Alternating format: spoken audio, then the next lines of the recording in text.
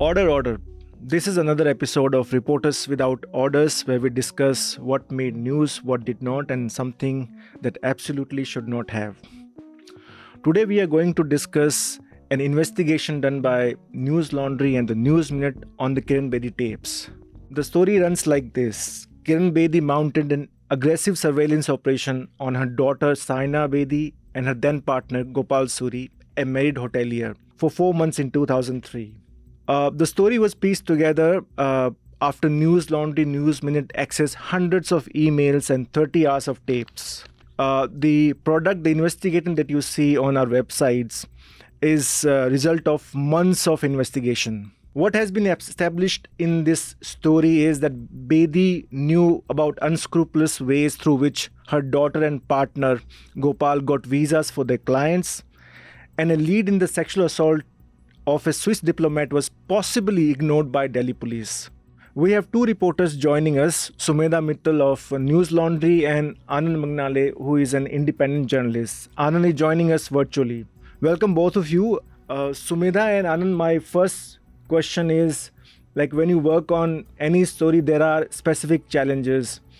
How was this story different from other stories that you had worked on? What were the challenges that you faced and challenges which were very specific to this investigation?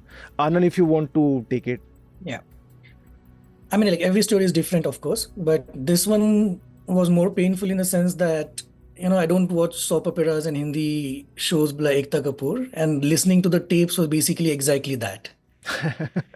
So it gets really frustrating and crazy beyond a point, but there's so many bits and pieces of information in those conversations that correlates with the hundreds of emails which we accessed. And then you start piecing together small bits and pieces of the story. Like that basically led us to visa racket, a lot of different kinds of scams, trying to loop in diplomats, trying to honey trap diplomats to get access to visas. There are even instances of tracking wives of high-profile diplomats to clubs and hotels to try and gain access to them. So this itself was basically very, very criminal in itself. They're trying to plan how do you track and trap diplomats. That led us basically looking at all those details. Was one very small minor detail about Saina and Gopal Suri tracking one particular individual from the Swiss embassy. They even paid, apparently they even paid a guard of the Swiss embassy to get details of the new visa officer, the young lady who had come to the Swiss embassy. And later in the emails, we figured that that same Swiss embassy case is being mentioned, and that one of the senior officials working with Kiran Bedi on this illegal surveillance had a tip-off based on the conversations about that specific rape case. Anand, That is where figured out. I'll ask you about the Swiss diplomat case later on. But first, if you want to stick to the challenges that you face while working on this story. Yeah, I mean, like mainly the material was so vast that you're basically going through so much information and you're trying to make sense of it. I think I must have heard the tapes completely at least 3 times and read the emails at least 10, 15 times to make sense of it, because it's like finding needle in the haystack. There's so much random nonsense there, which looks criminal, but to prove that it is criminal, it is illegal, you need to narrow down on certain aspects and then search for those specific aspects within different emails and tapes and then stitch together a small investigation here. Right, Sumedha, you want to... Yeah. When we do like usual stories, we mostly focus on something which is happening at the moment, or like if there is something big has happened, and we go on the ground and then we connect all the dots. So but this was a story which happened like about 2 decades ago. We have not met these people. All of this was not happening in front of us. The people who were involved from the government and outside the government, who are part of the surveillance operation which was carried by Kiran Bedi, were not have all retired, and one of them has also died, if I'm correct, Anand, at Ujjwal Mishra. So when you get so much of information to connect the dots, I think that is one of the the toughest thing. The second thing is that you don't want to end up insinuating anything more than what is there in the material. And the third is that, like if, as Anand has said that, listening to the tapes was like finding a needle in the haystack. I think that it was some 30 hours of call recordings, but we have used only, I think, some 5 to 10 bits of 5 to 10 minutes of the conversation from their conversation, because whatever we were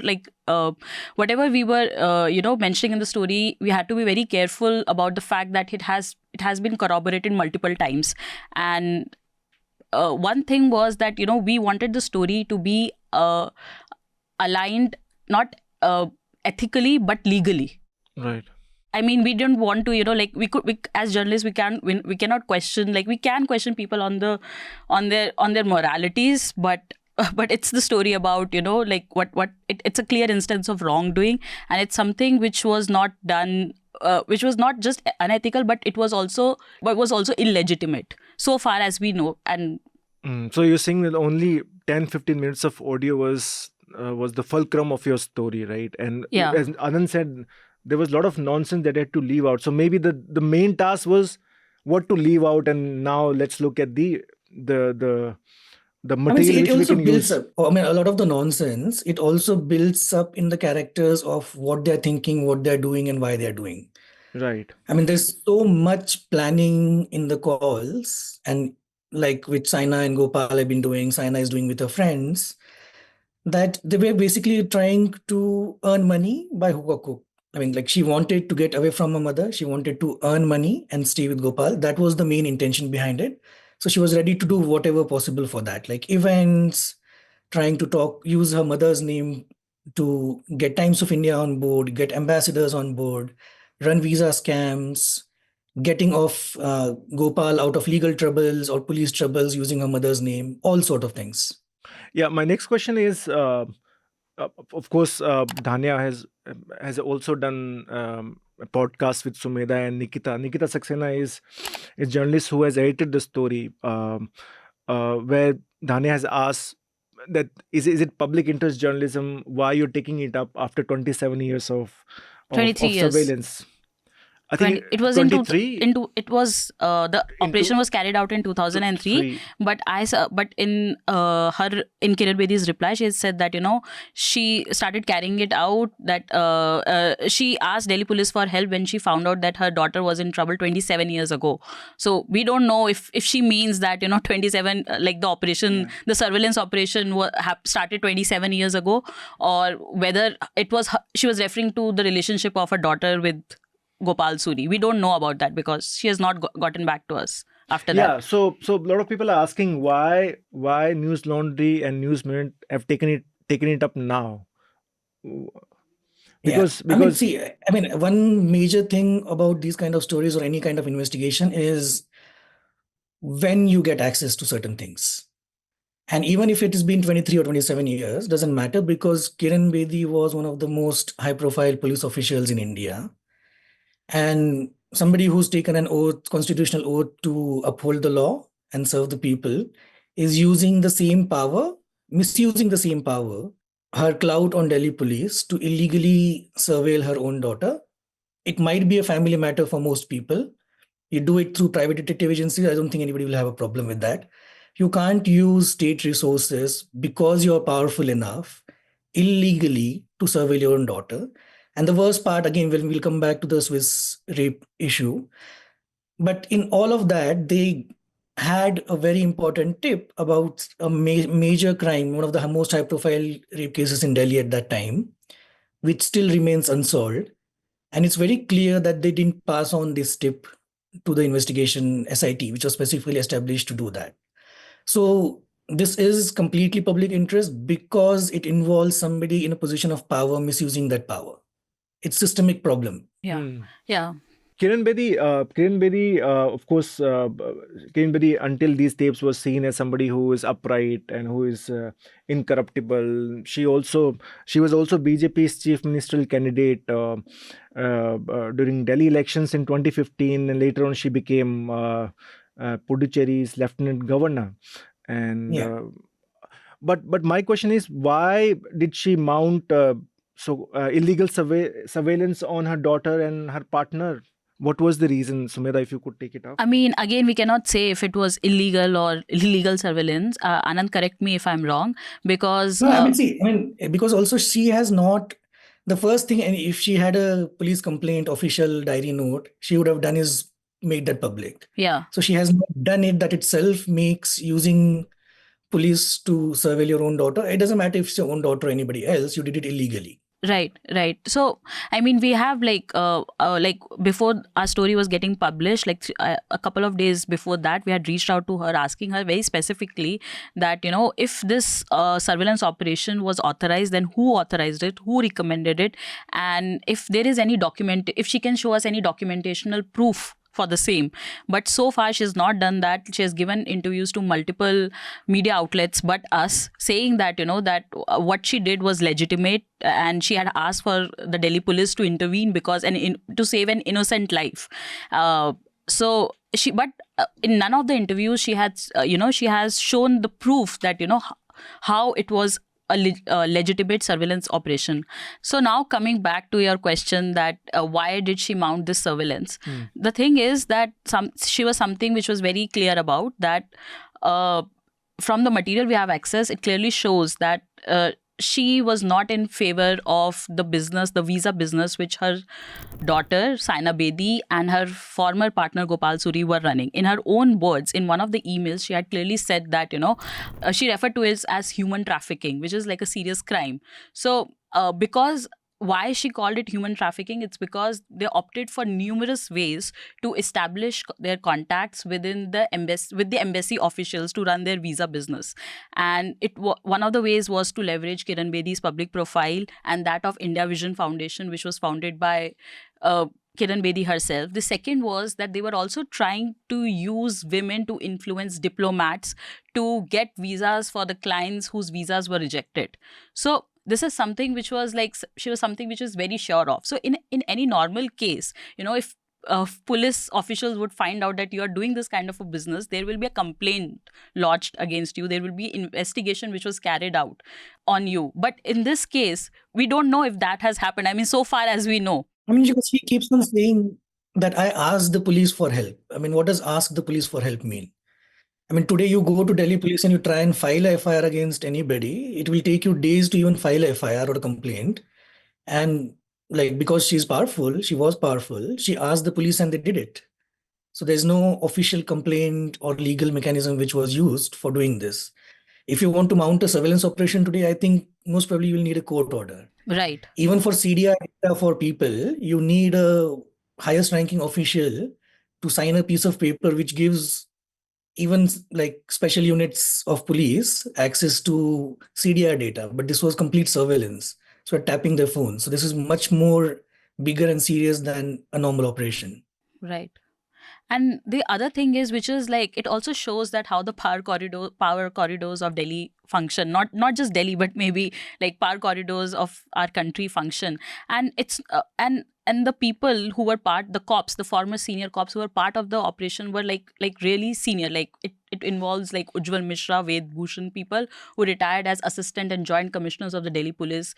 There is also reference to KK Paul, who was then special commissioner of the police, and he went on to becoming the governor of Uttarakhand. There is also mention of R.S. Gupta, who was then commissioner of the Delhi police. Oh, big names from Big Delhi names police are involved in it. So, you know, like Anand and I made several attempts to reach out to them to ask, you know, like in what capacity were they involved? Like, were they involved in their official capacity, or you know, just in their, you know, just because they had personal equation with Kiran Bedi? But none of them have, you know, like given us a response. Like KK Paul told me that, you know, you should not be, this is not something you should be intruding into. And how did you get access to that material? Then we have not heard back from R.S. Gupta. We have like, and then Ved Bhushan said that he does not even remember his position in 2003. Right, I'll come back to the responses from the characters who are there in your story. But first, let's take up that Swiss diplomat case. Anand, you work closely on that aspect of the story. Could you tell us why it's important? Why was it important for the story, and what you found?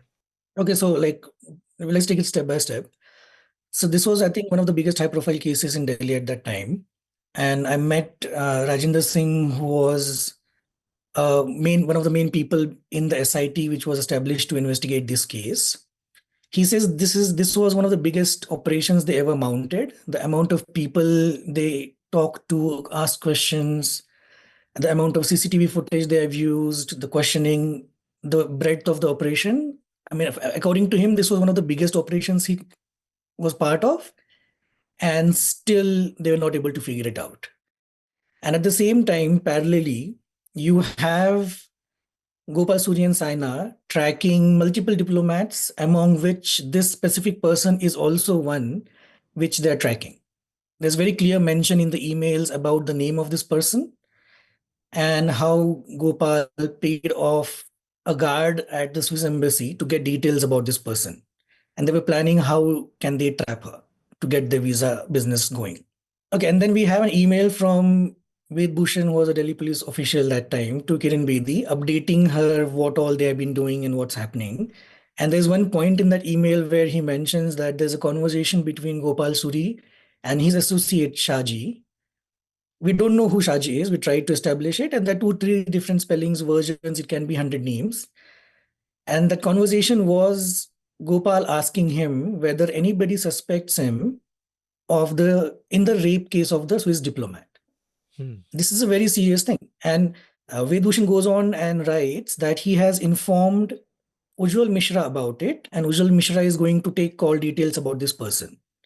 That's it. I mean, this is a very clear line you can read in the email, which says this. And then when I spoke to Rajinder Singh, he is not aware of anybody named Shaji, or they didn't even get any input from specifically from Ujjwal Mishra or any other operations Delhi police was doing, because this SIT was the only one investigating this rape case, and they had no information about this specific lead. So that is where it becomes a problem, that why was this lead not shared? Like if Kiran Bedi was, and that time remember, like Ved Bhushan is active Delhi police, Ujjwal Mishra is DCP at that time, Kiran Bedi is head of UN police. There are three very senior, serious police officials here. And the Swiss rape case is one of the biggest cases at that time. Advani made a statement. The Swiss embassy was mobilized. As I said, like Rajendra Singh said, that this was one of the biggest operations that happened. And how can you not share that lead? Or why would you not? I mean, I think the main question is, why did you not share that lead? Right. And to this day, the case remains unsolved. Yeah.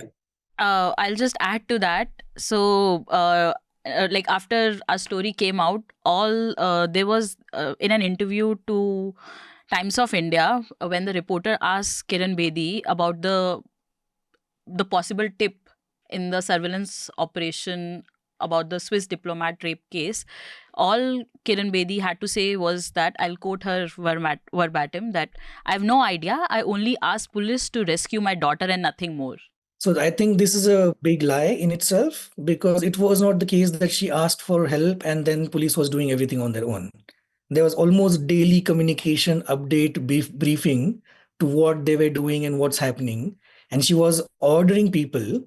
Like one of the, I think yesterday Nikita put out a thing which basically look at the tone of the mail. She says, I'm getting information from unofficial sources more than what you guys are giving me.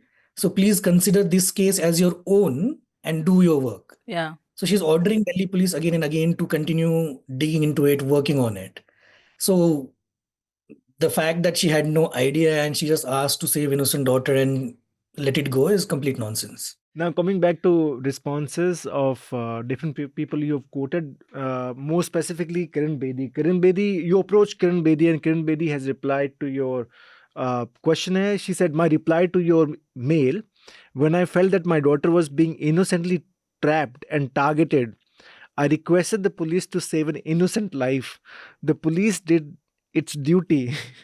Now she is trying to score some brownie points by saying, I'm just a mother. And I've seen her replies. She has gone on different social media platforms saying, I was just a mother. I was trying to protect my daughter. I mean, how do you see this response from Kiran Bedi? See, I mean, I also like wrote about it specifically because this was like very interesting. Like she's saying that it's a mother saving her daughter. I mean, this is a mother who is one of the most senior police officials, most powerful. She's misusing her power. She's using illegal surveillance, wiretap. She didn't share details about a sexual assault case at that time.